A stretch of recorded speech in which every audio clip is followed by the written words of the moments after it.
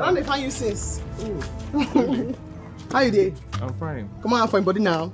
Come on for waiting. Come inside. I want to ask you something. Are you at the fight sis? You come Belema, you inside. see Belema, wait now. But you say they follow and talk. You just carry yourself, come here, come the drag. Where the drag and go? Where the drag? Where at the drag and go? Where you come from? Now this wickedness, I not agree you fine so. You too wicked. Wickedness don't swallow your beauty. Person when no see her fine, no see her fine. I'm not fine. Buma is a task force worker who collects task money from small businesses in the community. She's well known for not tolerating anything from people in the community. She doesn't smile or joke with people and takes a job seriously. Bolo is a known rich big boy who knows to seek drugs by rumors but has not been caught in the act yet. Buma always makes sure every no businessman or shop pay their tax. Buma confronts the prostitutes to pay their taxes since most of them claim business is slow. Some paid but others refused, so Buma started to torment them every day. Peter is new to the community and found a good place in the compound of Buma. Immediately Buma saw Peter. She was interested in him romantically. Some women also found interest in him. Even the prostitute were in love with him because he was good looking and looks responsible. Bolo visited the community and its ghetto to share money and his stuffs were selling drugs. Bolo met Buma who helping pregnant women exercise. Bolo started being a nuisance to the woman. Bolo asked the women to abort their pregnancy if they can't cater for them. The women refuse and Buma asked Bolo to behave himself and leave the women alone. The community started having drugs-related health issues where people were dying. Since people started complaining and were going to Buma for answers, because she takes the taxes to reform the community, Buma now decided to go meet Bolo who sells drugs secretly to the youth. Bobo told Buma he was never going to stop selling his drugs until Buma pays him what he owes him. Buma promised to do that as soon as possible but urged Bolo to stop the drugs in the community. Buma went on to continue her work in the compound house.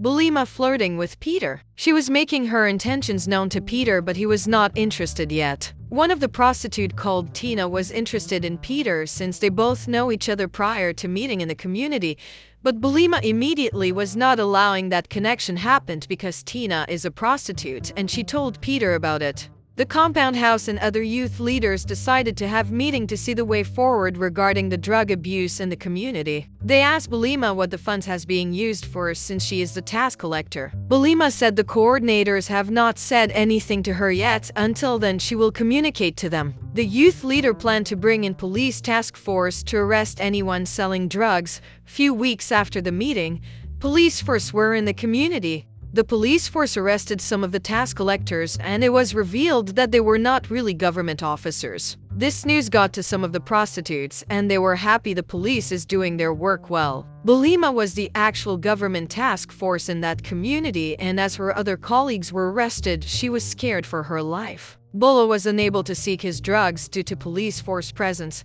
Bolo came to Buma compound looking for her to pay her debts to him. Bolo did not find Buma because she has been running and hiding. Days later, Buma went back collecting taxes from people and the prostitutes were not willing to pay but some were. When Buma got home she saw another tenant called Festi who was sick. Buma was mocking her and told her to stop the prostitution or her sickness will get worse. Festi was not in the mood to exchange words with Buma on that day. Buma met Peter and Tina having conversation and she interrupted them. Buma started calling Tina names and asked her to leave Peter alone. Peter was not interested in any of the ladies. He was just being friendly and wanted to know what was pushing them into prostitution. Buma left with Peter, cooked for him and showing him that she is interested in him. Peter started having a soft spot for Buma and some of the ladies in the compound were jealous. Bolo came to look for Buma again and he didn't find her but met Festi. He asked Festi to come see him with a friend. Bolo sends his boys to search Buma. Festi and Tina went to visit Bolo to do their prostitute work. After both ladies sleeping with Bolo, the ladies were dressing up when they heard Buma voice talking to Bolo. Festi and Tina couldn't believe their ears. Bolo was threatening Buma to pay him his money or he was going to kill her. Bolo started complaining that the police force have prevented him from selling his drugs, and Buma has refused to distribute the drugs as well. Buma said she is still taking tax from the people even though she has been suspended and she is gathering some money to pay him soon.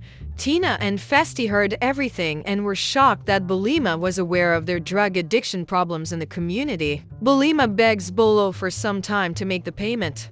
After Buma left, Festi and Tina collected their money and immediately went to the community square and started shouting. People started gathering around and they moved to their compound to voice out what they heard about Buma. Tina told the people Buma is the cause of the drug abuse in the community.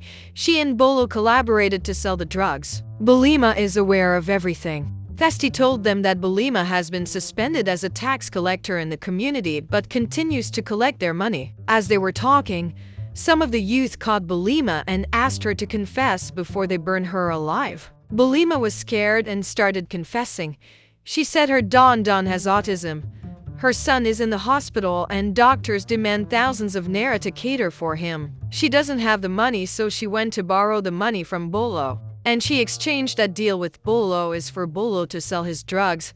Bolo is allowed to sell his drugs and she takes the money to cater for his son and gives a portion to Bolo as payment of the loan she took. After some time, she asks Bolo to reduce the number of drugs he brings into the community, but he refuses, and that is because she is owning him and had no authority over him. So Tina asked her why didn't she borrow money from the government as a government worker. Buma said she did few years ago and she has not been able to pay, so she could not take another loan. Peter was so disappointed in Buma but still tried to protect her from the angry young. The youth blame her for the death of 2 people and wanted to kill her too. But luckily for her, Peter had already called the police to the rescue. The police came in at the right time and arrested Buma. Then Buma took the police to Bolo and his gang's location and they were all arrested. The youth were happy with the arrest of Bolo and his gangs. The prostitutes were also happy about everything that happened as some continued with work. Few weeks after, some prostitute like Tina called her fellow girls for a meeting. Tina told the ladies that she is not more going to do this prostitution work. She's going to city to search for a better job to do with her life. The girls were happy for her and some were second-guessing whether they should also stop or not. Tina advised them that prostitution is not a work and there are consequences for what they are doing. Tina left to the city. Festi started to rethinking about her life. Days later, Peter saw one of the prostitutes called Erica at the salon. Erica was learning how to make hairstyles, meaning that she is now an apprentice learning a skill. And Peter was proud of her and encouraged her.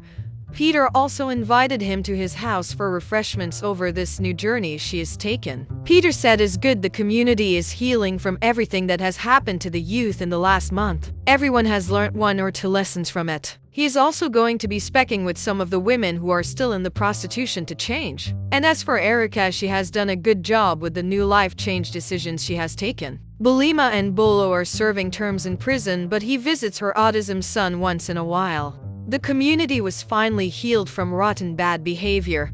Bad habit actually has consequences for the people who decided to stay on the bad side.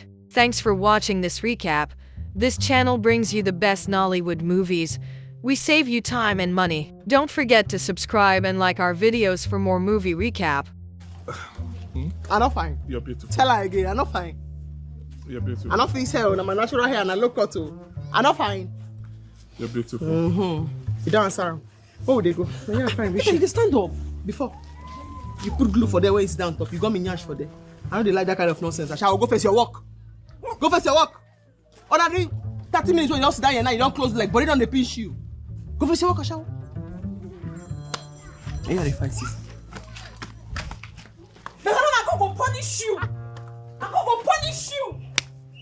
I don't tell you before, say characteristics of Asha. Then they sabi talk. And they today.